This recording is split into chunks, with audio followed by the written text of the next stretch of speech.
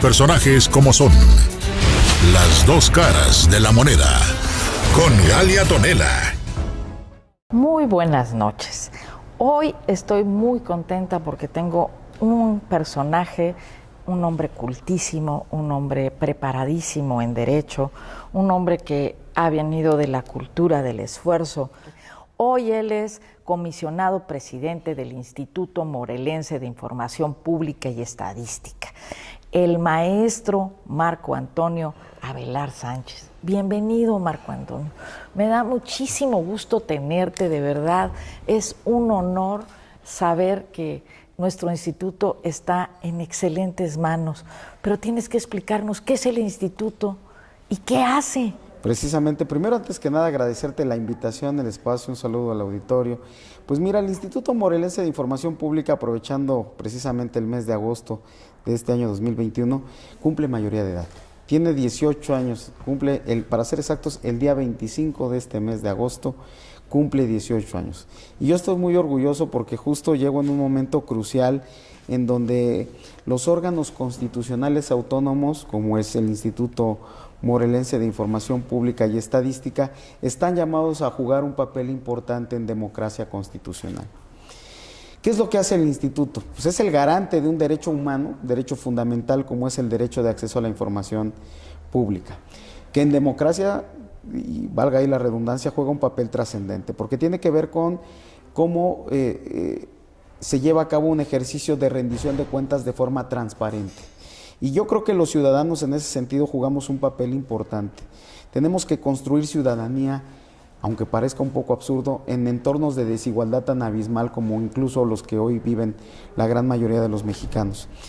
Justo creo que este derecho humano es el que le permite a los ciudadanos tomar las mejores decisiones, pero también castigar o premiar en democracia a quienes pues no hacen o no desarrollan o no hacen su tarea o no hacen en el ejercicio de gobierno lo que están llamados a hacer.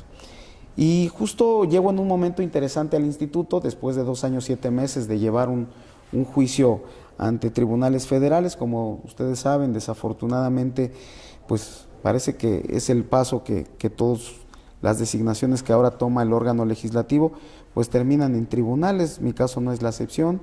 2 años, 7 meses de litigio. Y el tercer tribunal colegiado en materia penal y administrativa del estado de Morelos ordena mi reinstalación mía y de la del otro comisionado, el doctor Roberto Yáñez. Justo yo me encargué de llevar la defensa, nos dan la razón, y es que prácticamente en el mes de abril-mayo de este año, asumo la responsabilidad, la titularidad de la presidencia de este órgano constitucional. Decirte que muy contento porque, insisto, creo que estamos llamados a jugar un papel importante, y decía yo al inicio de esta charla contigo, que los órganos constitucionales autónomos en general están siendo sujetos a un escrutinio político más que social por parte de quien hoy, por ejemplo, está como titular del Poder Ejecutivo Federal, que pretende, digamos, llevar no nada más a este órgano federal, al INAI, sino también al INE, a la Comisión Nacional de Derechos Humanos, a una serie de organismos reguladores que tienen esta característica de ser órganos constitucionales autónomos, llevarlos a una reforma administrativa que pretende la desaparición de los mismos. Interesante por la siguiente reflexión que yo quiero poner y compartir contigo y con el auditorio. En primer lugar, justo esta reforma administrativa que está planteando el titular del Poder Ejecutivo busca, entre otras cosas, decía yo, desaparecer y trasladar estas facultades, estas atribuciones que hoy tienen estos órganos constitucionales autónomos digamos, al esquema tradicional de la división de poderes con la que, digamos, ya tendremos que platicar del tema. Pero entonces nos volvemos marionetas, Hay una especie de retroceso, diría yo, a la época de las cavernas, ¿no? Y justo los órganos constitucionales autónomos, decía yo, juegan un papel importante, y voy a poner un ejemplo que espero ilustre lo que yo quiero transmitir esta noche con ustedes.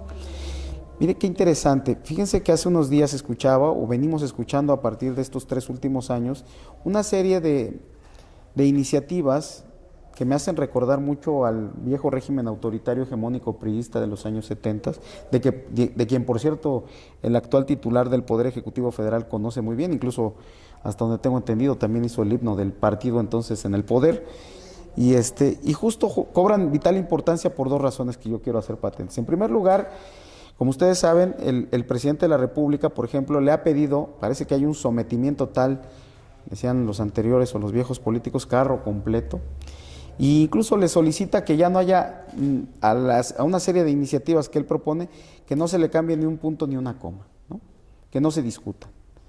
Eso es con el legislativo. Lo preocupante es también que hay una incidencia muy importante también con el judicial, porque pareciera que el actual ministro presidente de la Corte, le digo con todo respeto, que además lo conozco, tiene, digamos, ciertas particularidades que llaman especialmente mi atención.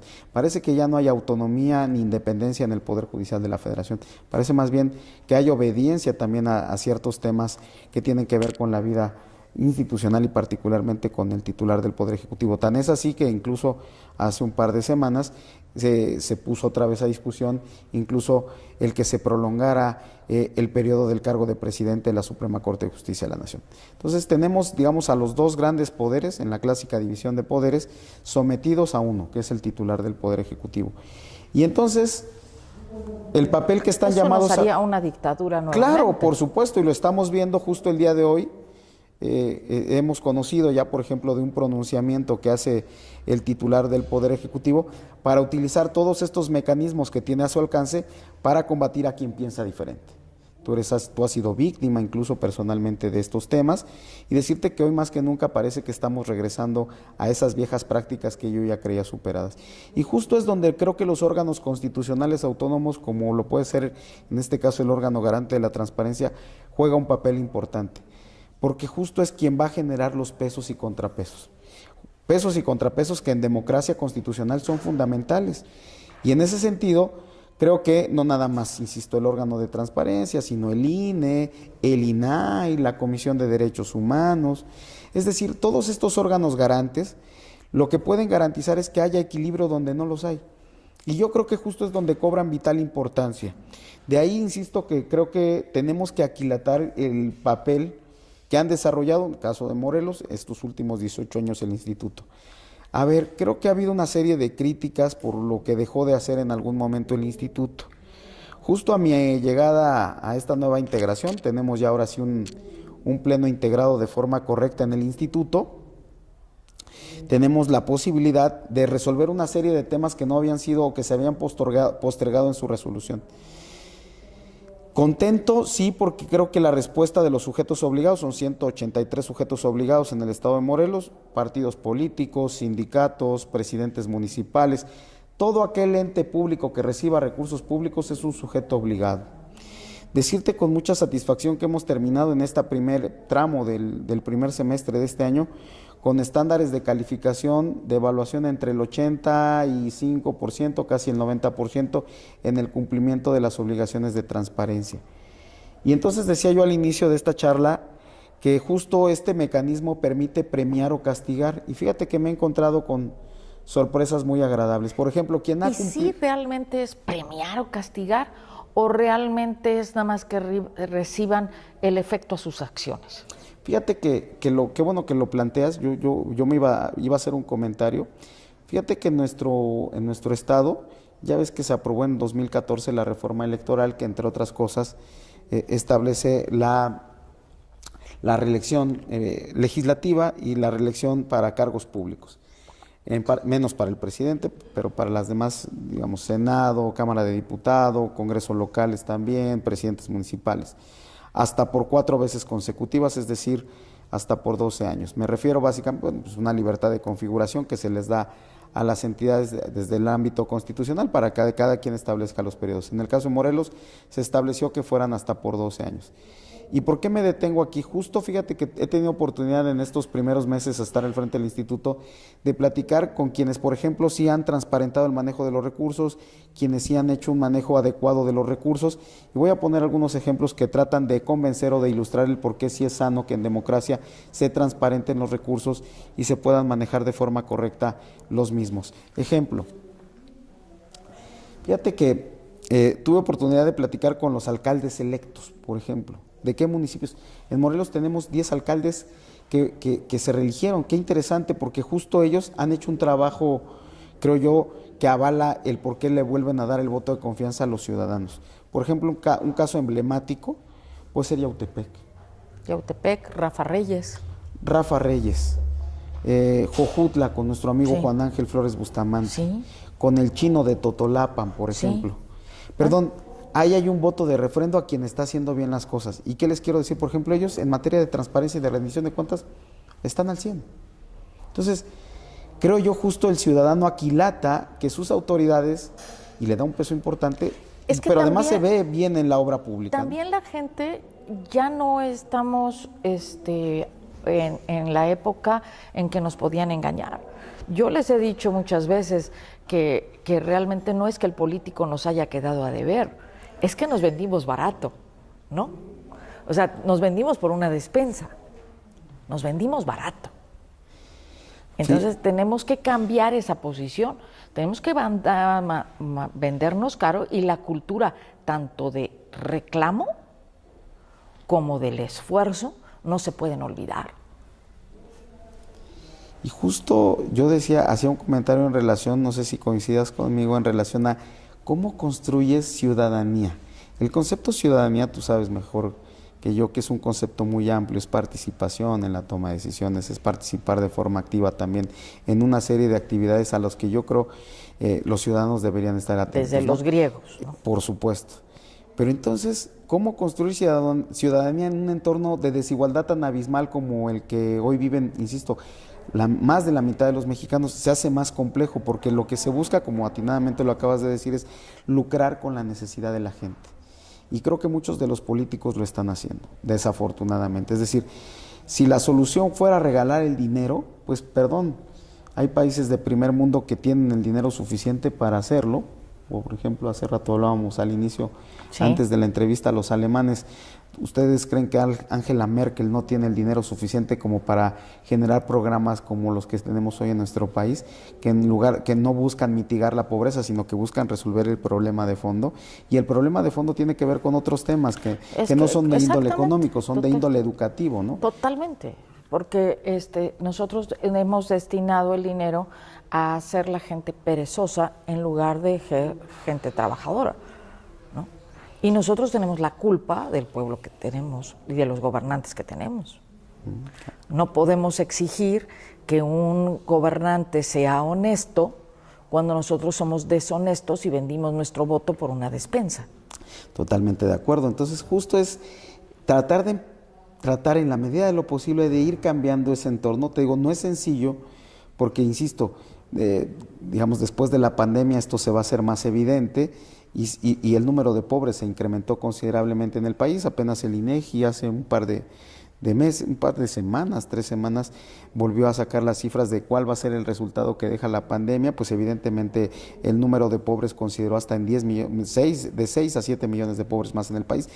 Esto hace más complejo el que podamos cambiar esto que acabas de plantear tú o que has puesto el tema en la mesa. La verdad es que sí es un tema que tenemos que superar, y yo creo que, insisto, el instituto, el que yo tengo ahora la honra de presidir, te diría que, y el gusto, por supuesto, de hacerlo, tiene este reto, ¿no? Es decir, ¿cómo socializamos con los ciudadanos? ¿Cómo te nace esa pasión por el derecho? A ver, platícame un poco de... Fíjate que yo igual soy oriundo del estado de Morelos. Porque se nota que eres un apasionado del derecho. Pues, gracias primero, dicen que eso lo dicen los políticos, no lo digo yo, que alabanza en voz propia es vituperio, yo no lo digo. También la falsa modestia es la peor de las vanidades. Claro, por supuesto. Lo decimos los filósofos, ¿no? Sí, claro, por supuesto, sí es cierto, tienes toda la razón.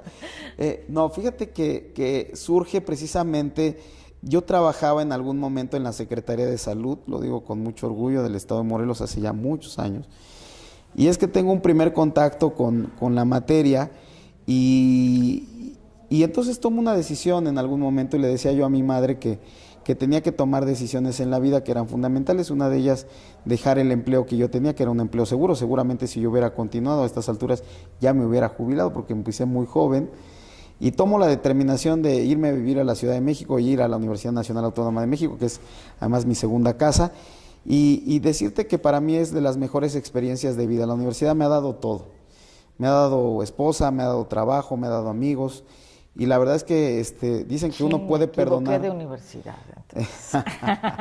Pues nunca es tarde, nunca es tarde para empezar. Bueno. Entonces, y me daría gusto que eso ocurriera. Y la verdad es que yo ahí es donde, digamos, me involucro más con el tema. La vida me llevó por el tema más jurisdiccional, en algún momento en el Tribunal Electoral del Poder Judicial de la Federación, en algún otro momento en el Tribunal Electoral de la Ciudad de México.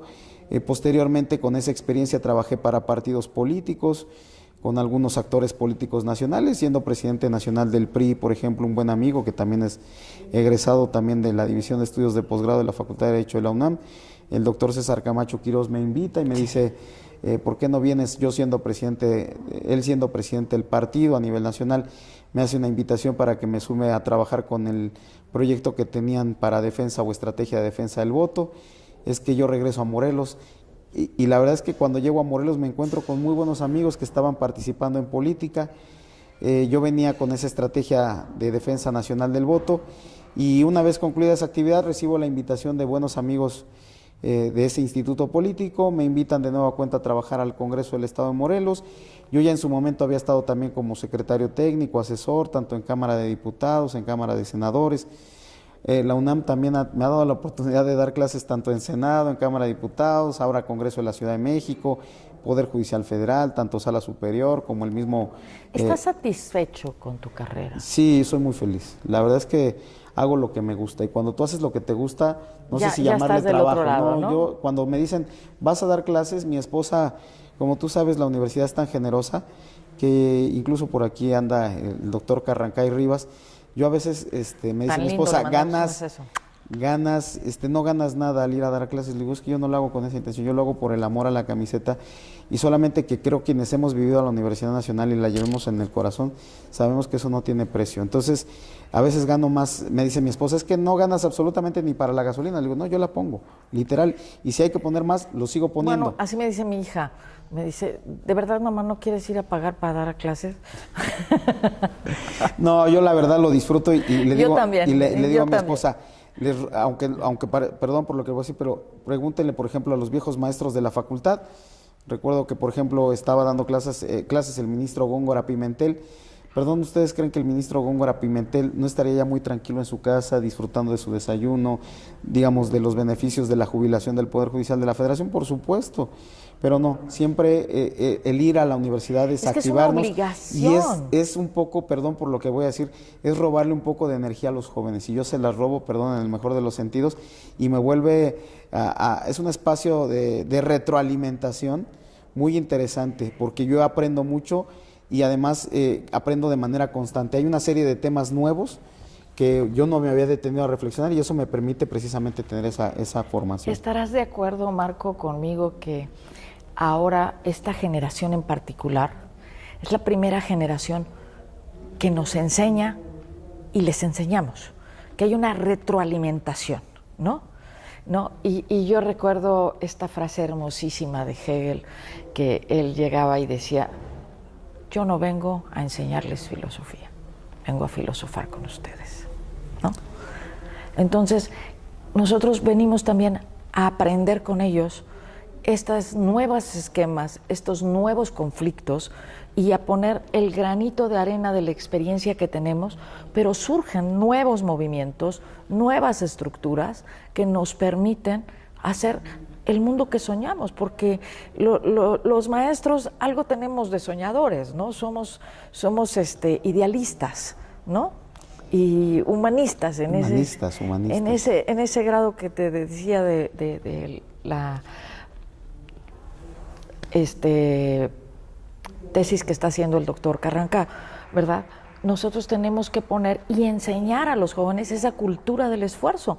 Por eso el maestro no se queda a desayunar, Pimentel no se queda a desayunar en su casa, porque es la cultura del esfuerzo, de enseñar que sí funciona, que sí hay una justicia, que sí hay un derecho, que sí existen las cosas por las que luchamos, por las que vivimos y que tenemos que salir adelante. Y que sí nuestras instituciones son válidas, que son importantes y que hemos luchado a través de mucho tiempo porque operen y sean válidas. Por eso la importancia de tu pregunta al inicio de esta sesión, porque justo cuando se quiere presentar una reforma que desaparece a los órganos constitucionales autónomos, como la que está proponiendo el titular del Poder Ejecutivo Federal, es que debemos estar atentos. Precisamente el día de mañana yo tengo una reunión, te comparto y le comparto al auditorio, con todos los titulares de los órganos constitucionales autónomos del Estado de Morelos, pasando por el Instituto de la Mujer, la Comisión Estatal de Derechos Humanos, la Fiscalía General del Estado, la Universidad Autónoma del Estado de Morelos, el Instituto Morelense de Información Pública y Estadística, porque justo queremos sensibilizar y platicar de manera abierta con los nuevos representantes populares. Estos representantes populares que van a entrar en funciones el próximo 1 de septiembre, para que en una breve plática valoren y hagan una reflexión en relación a la importancia que tienen los órganos constitucionales autónomos en un momento tan complejo como el que está viviendo en el país. Pues te ofrezco que hagamos un programa de carta abierta de debate con esas instituciones, cuando pues quieras. Bienvenida el espacio. Esa es las dos caras de la moneda, o sea, ver cómo opinan las instituciones y que se vaya a debate, porque no hay nada más importante que el debate. Por supuesto, insisto. El debate inteligente. Claro, por supuesto, razonado. Sí. Claro, con argumentos, por supuesto. Totalmente. Y la idea es esa, ¿no? No el pleito ni la rebatinga, ¿no? No. Nunca ha sido... Ni yo tengo datos. Ni al menos al frente de la titularidad que tengo yo del instituto, te diría que es en ese ánimo. Es decir, que nos escuchen, que se genere el debate de manera pública, que se conozca realmente el trabajo del instituto y que la ciudadanía empiece a aquilatar por qué es importante este derecho. El derecho humano a pedir información, para poder conocer, para poder saber, para poder entender. Es que la información es poder. Claro. En todos sentidos. O sea, la cultura, la educación es información. Una persona que hace, yo siempre le he dicho, un niño educa a un niño y jamás castigarás a un adulto, porque se vuelve consciente de sus actos, se vuelve consciente y responsable de lo que tiene que hacer en el futuro. Y justo este es el gran tema, te decía. Yo creo que justo hay que aquilatar porque estos órganos constitucionales, particularmente el INE, por ejemplo, solamente... Marco, ¿tienes hijos? No, fíjate que no. Mi esposa y yo lo intentamos, no se dio. Ahora justo estamos viviendo una etapa donde creo que nos estamos disfrutando ambos. Ella también es abogada, mucho tiempo trabajó en el Poder Judicial de la Federación, ahora le dio por trabajar en estos órganos de controles internos, fiscalización, y nos vemos poco en el día. Yo creo que eso nos ha mantenido, ya llevo pues 21 años, imagínate si no, ya es toda una vida. Justo ahora platicaba el fin de semana con amigos que... Esos matrimonios divinos que ya son modernos, que son matrimonios paralelos, no cruzados, ¿no? Que son paralelos, que avanzan paralelamente. Pero justo acabas tú de decir algo, fíjate qué interesante. Ya somos de las pocas parejas, lo digo con preocupación, compañeros de la misma edad, pues la gran mayoría están divorciados. Y nos dicen a mí y a mi esposa que qué hemos hecho para seguir juntos después de 21 años, ¿no? Sí, yo también quiero ir. Pues yo me crezco ante el castigo. Entonces, justo hemos hecho ahí, no sé si... ¿Cuál toro de Lidia? No, claro, por supuesto, cual toro de Lidia me crezco ante el castigo. Pero te digo algo, creo que ha sido una de las mejores experiencias. Yo tengo una compañera de vida que siempre ha estado conmigo en las buenas, en las malas, en las peores. Yo no sé si todos se hayan encontrado con una personalidad de esta naturaleza. La verdad es que mi esposa me ha enseñado... Ha sido, además de mi compañera de vida, ha sido también una maestra, me ha formado también como hombre, pero tengo en ella una solidaria compañera de batalla de muchos años. Entonces, si no se dio el tema de hijos, justo ahora creo que estamos disfrutando esta etapa. Tenemos ahora, parece muy de moda, dice mi esposa, ahora tenemos perrijos. Yo no sé si tú también tengas perrijos. Sí, yo tengo perrijos. Y mis perrijos son así como ahí está, la adoración en la casa. Pero bueno, pues evidentemente yo lo intenté, no se dio y ahora estoy disfrutando esta nueva etapa de mi vida. Ya ahora te diría con algo de preocupación que ya la naturaleza es sabia, ya no sé si tenga la paciencia, no sé si tenga la tolerancia a la que hablábamos al inicio de esta charla. La verdad es que justo creo que ahora estoy disfrutando un poco más esta parte de la vida y poder tener salud, que es lo que yo le pido solamente a Pero tienes un matrimonio envidiable, que eso también es maravilloso. Pues, ya sabes, con sus altas y bajas, no es para presumir, pero creo que hemos sabido sortear los buenos y malos momentos y vamos muy bien. Eso sí se presume, ¿eh? ¿Sí se presume? Sí. Pues entonces perdón al auditor, pues voy a presumir. Sí. Y mando un saludo, ya que están aquí las cámaras, aprovecho el comercial, a mi esposa Adriana, que la verdad es que ha hecho un papel. Un excelente trabajo. Sí, no, imagínate, ¿no? Te digo, cuando pierdo un poco Todo la mi brújula, respeto, señora. cuando pierdo un poco la brújula o el barco como que se quiere ladear, ella es la que me vuelve a centrar y es la que me permite que volvamos a seguir caminando. Pues ha sido un gusto tenerte. No, al contrario. Espero próximamente tenerte nuevamente en más debates. Pues en tenemos más uno el otra 30. Cara. Sí, 31. El 31, y espero que podamos abrir a partir del día de mañana. Aquí le pido a Alejandro que el día de mañana, que estemos con los titulares de los órganos constitucionales autónomos del Estado de Morelos, podamos hacer una propuesta, porque lo que se va a debatir el día de mañana, lo que se va a proponer en la mesa, va a ser un tema que va a marcar un antes y un después para Morelos. Insisto, ese es el tema que hay que poner en consideración. Y esto también hace antecedentes para México. Claro. Recuerda que nosotros tenemos que, una vez que sale de la mente, es del dominio universal. Fíjate que, presumo, esta semana, para ser exactos, el día jueves, tuvimos una sesión por la mañana muy interesante. Yo formo parte del Sistema Estatal Anticorrupción, y aprovechando el tema porque hablabas de un referente nacional, fíjate que con gusto puedo presumir que el Sistema Estatal Anticorrupción es el primero a nivel nacional. Nosotros ya tenemos pueblos y comunidades indígenas en Morelos y tenemos que privilegiar a los pueblos originarios en un ánimo de respeto de respeto irrestricto a sus cosmovisiones, a su forma de ver la vida. Y fíjense que por primera vez me siento, y a los usos y costumbres, que por primera ocasión, ahora estos pueblos y comunidades indígenas también están obligados a presentar su declaración patrimonial. ¿Y qué creen? Lo hicimos con un formato que viene traducido al náhuatl. Maravilloso. ¡Qué padre! Y yo me siento muy contento de formar parte de ese sistema, porque se le dan las condiciones para que este lenguaje que está a punto de desaparecer en algunos pueblos, no sé cuánto tiempo vaya a durar el náhuatl en Morelos, creo que le queda muy poco tiempo de vida. Nosotros ahora como autoridades tenemos la obligación, ojo, de fortalecer el tema del respeto irrestricto a estas formas de ver a la vida, el respeto a los pueblos y comunidades indígenas, a los pueblos originarios, y tenemos la obligación de fortalecerlos. Esta es una muestra de fortalecimiento. En algún momento se les pidió y se los vamos a hacer. Nosotros ya estamos haciendo lo mismo en el INIPE. Tenemos que traducir al náhuatl toda la legislación. Tú sabes que la palabra cumplir en náhuatl no existe, porque no existe la idea simplemente de no cumplir. No lo sabía, pero qué interesante que lo acabas de comentar. Fíjate que al inicio de la plática decíamos que algo que se ha perdido en política y ojalá y se recupere es la palabra. La palabra. La palabra.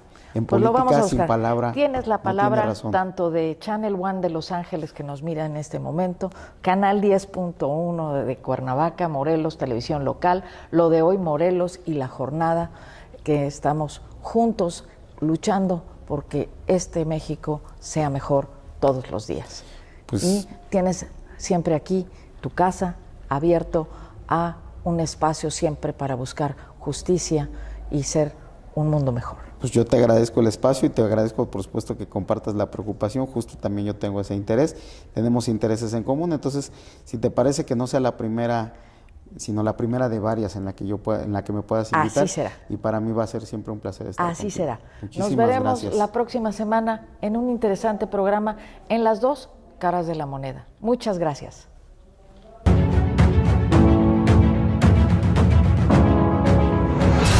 Los personajes como son. Las dos caras de la moneda. Con Galia Tonela.